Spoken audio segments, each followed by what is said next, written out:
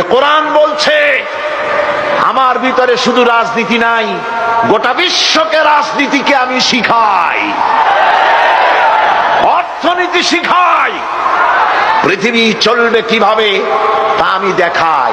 এই জন্য এই কোরআনের আসল মুফাসসির তো আমি নই, কোরআনের আসল মুফাসসির তো মাওলানা সিফাতুল্লাহ সাহেব নন, এর মুফাসসির তো মাওলানা আবুল কালাম আজাদ সাহেব নন, এর আসল মুফাসসির তো মাওলানা কামাল উদ্দিন জাফরি সাহেব নন।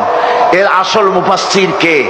কোরআনের আসল মুফাসসির, জেনুইন অথেন্টিক ইন্টারপ্রেটার, আল্লাহর পক্ষ থেকে নিয়োগ প্রাপ্ত মূল মুফাসসির যিনি, মূল তরজমানুল কোরআন, কোরআনের ভাষ্যকার যিনি, তিনি হচ্ছেন সর্বকালের সর্বযুগের সর্বশ্রেষ্ঠ মহামানব বিশ্বনবী জনাবে মুহাম্মদ রাসূলুল্লাহ সাল্লাল্লাহু আলাইহি ওয়াসাল্লাম।